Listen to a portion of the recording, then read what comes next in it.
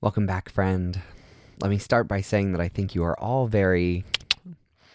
Sure, I probably don't know you personally, but insofar as a blanket affirmation from a relative stranger can be supportive, I'm happy to help. And more specifically, I do think it's really cool that you're taking the time to join in on this adventure of introspection and self-discovery. Real talk, fearing what others think of you, being afraid of embarrassment, and seeking approval are all very powerful forces, and forces that no amount of armor can protect you from. There are a lot of social scientific reasons for this. As little red-cheeked baby mammals, we are literally dependent on the care of others to survive. The only reason you're alive and able to listen to me saying these words to you is because, at one time or another, you adapted to please your caregivers well enough for them to not abandon you entirely. Hopefully they gave you abundant space to express and explore yourself without fear of judgment, but for many of us, that wasn't the case. Quite the contrary, a lot of people carry intense trauma from the ways that they were not cared for or were hardly cared for. I want to honor that, and as always, encourage you to respect your limits in meditation and in life as a result of whatever you've experienced. Even beyond this most vulnerable phase of our life, we are still shaped by social needs. Being made fun of, being bullied, facing social exclusion, all of these suck really bad. It's not as simple as just getting over it. Having friends, fitting in, and forming at least some sense of belonging is pretty damn required for being a human person.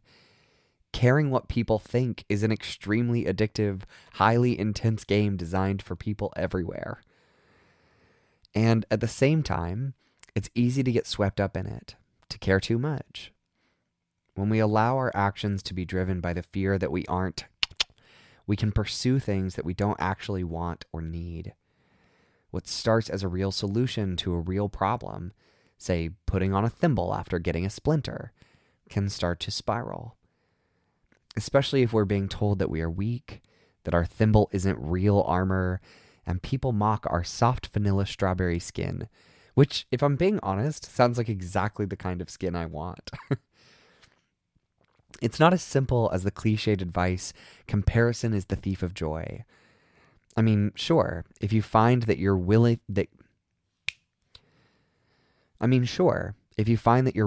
comparing yourself to those around you in ways that are causing suffering, by all means, disengage if you can. But we can't totally or easily disentangle ourselves from comparison.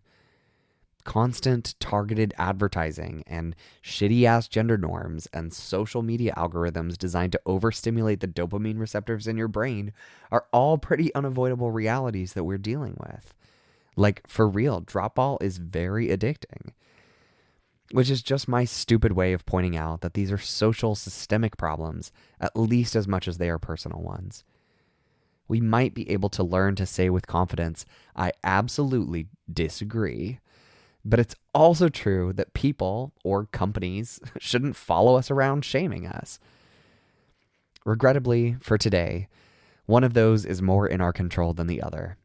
And we can't strategically disconnect from caring about people's shitty opinions until we recognize the ways they're affecting us.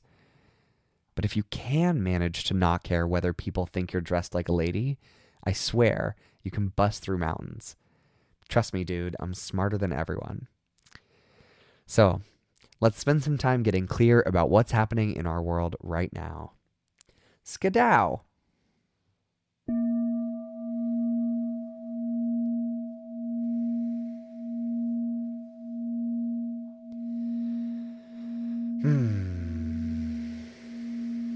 So, here at the beginning, settling into whatever posture feels right for you.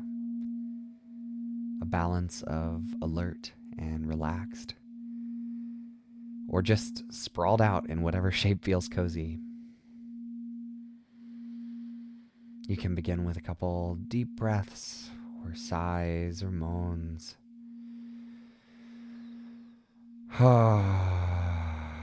Just shaking off whatever surface tension wants to be shaken off.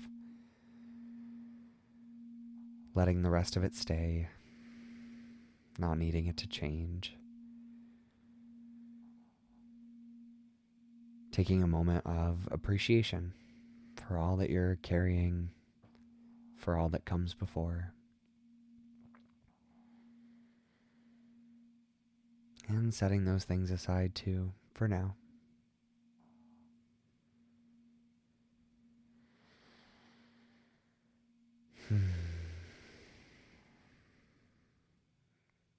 Maybe your attention is already drifting to a familiar anchor point, a home base. Maybe not. Maybe your mind is racing. That's okay too. This process of settling is non-linear and inconsistent.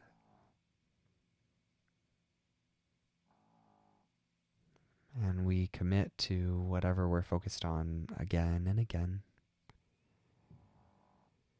with as much patience and kindness as we can have for ourselves. Knowing and trusting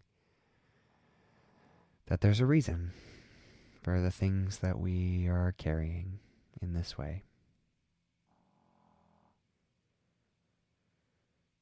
Maybe not some cosmically significant reason or a reason that makes sense to us, that we appreciate, or that we can even know.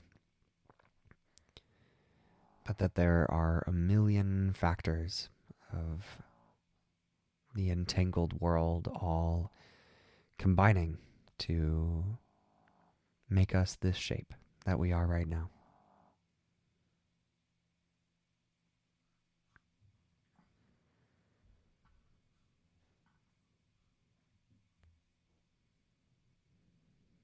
And then, whatever shape that is, we can begin to get curious about the different facets of our experience.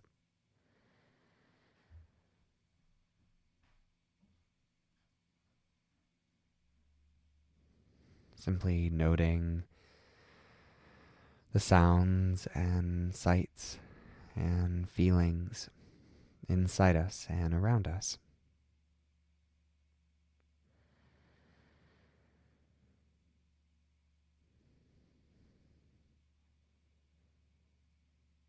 Sounds both in and out.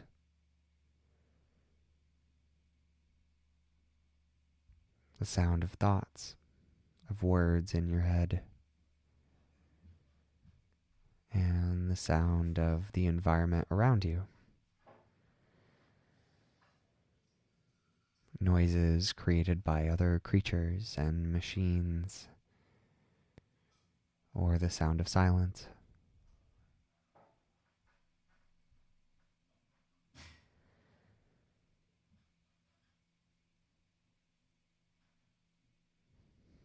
And sights. Whether your eyes are open or closed, sights happening outside of you.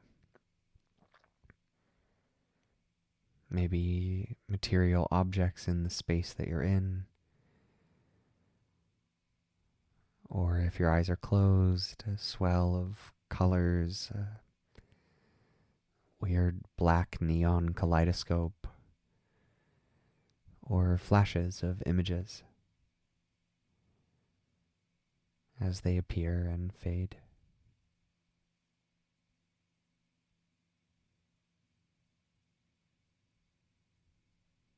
And feelings.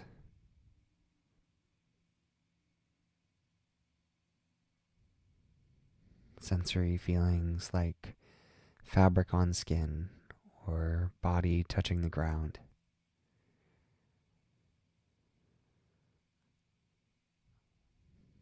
The sensation of the air. These feelings of our boundaries as they interface with the outside world.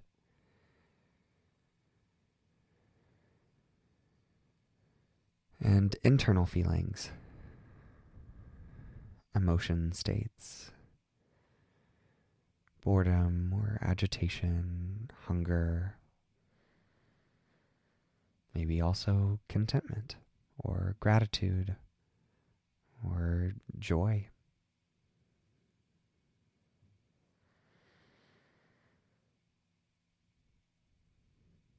And you can sort of just bask in whatever facets of your experience arise, whatever things call your attention, maybe many things at once, maybe one after the other in quick succession, maybe very slow and metered out.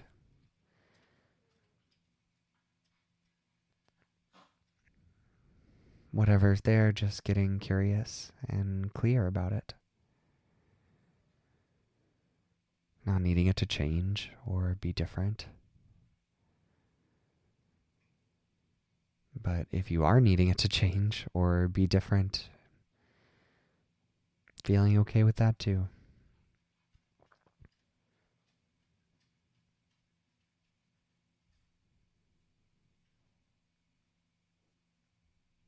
And if staying in this open state feels good to you, then stay here.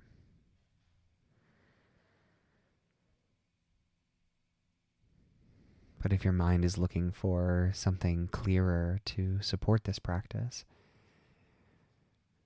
you can introduce noting.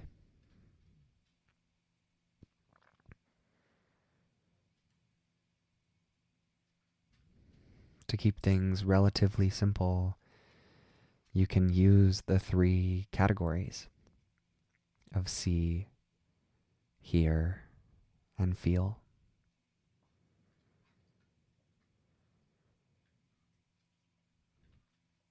And if you want more detail, you can add in or out to each one of these. You hear a thought pass through the inner monologue of your mind. Hear in. You hear my voice or something in the space around you. Hear out.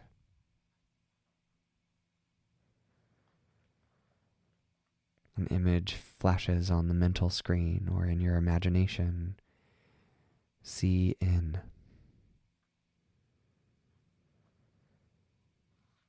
But if your eyes are softly open or you're called attention to the darkness behind your closed eyes, see out. And those feeling states, emotions like anger or boredom or passivity, feel in.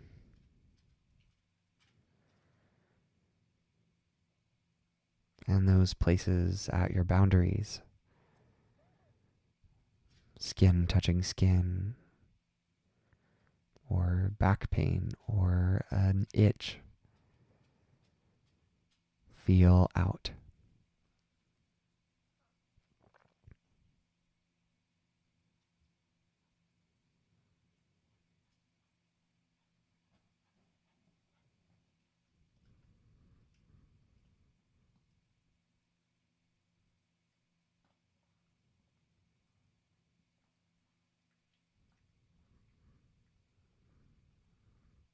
And as experience comes to you in all of its complexity,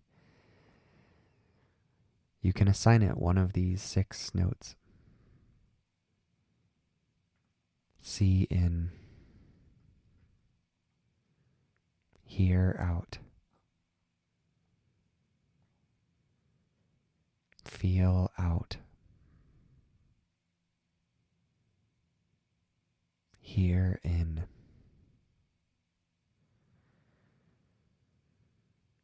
They may be fast or slow. They may layer on top of each other.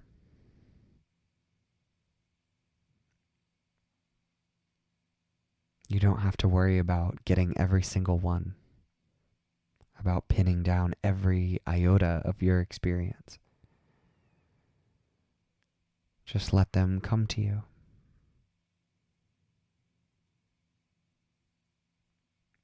And if you're not sure how to note it, that's okay too. Just pick one.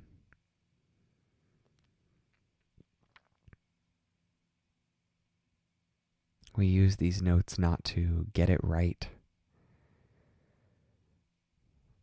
but simply as a tool to pay closer, curious attention to all the parts of experience that are unfolding inside and around us.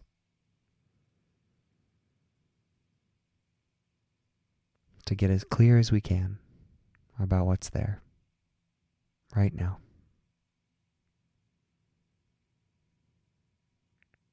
And now.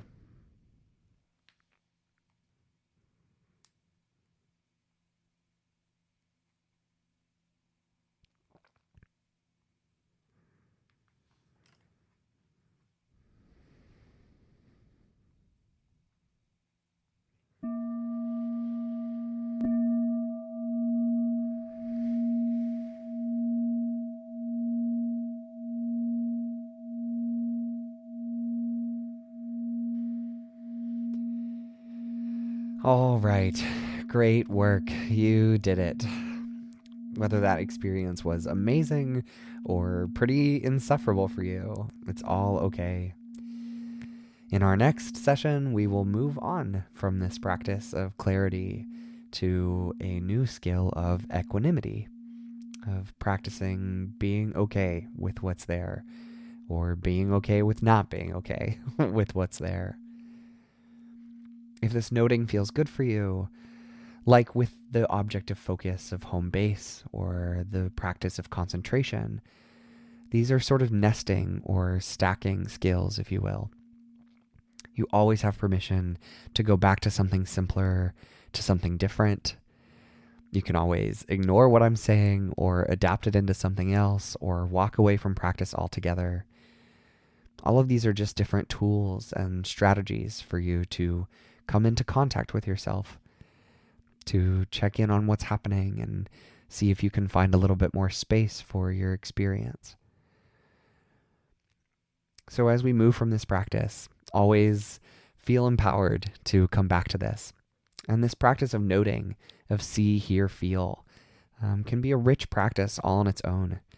It can be something you do even outside of a formal practice. You don't have to be sitting in deep meditation or have bells in order to simply call attention to these parts of your experience.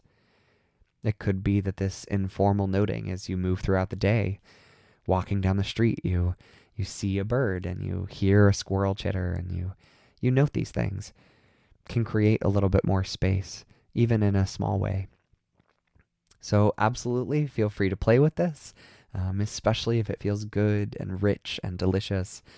And if it doesn't, if it feels weird or overwhelming or hard, then feel empowered to set it down for now or for a long time or forever. I enjoy this space of calibrating our bodies together, of checking in with ourselves and getting clear about what's up. So, thank you, adventurer. Until next time.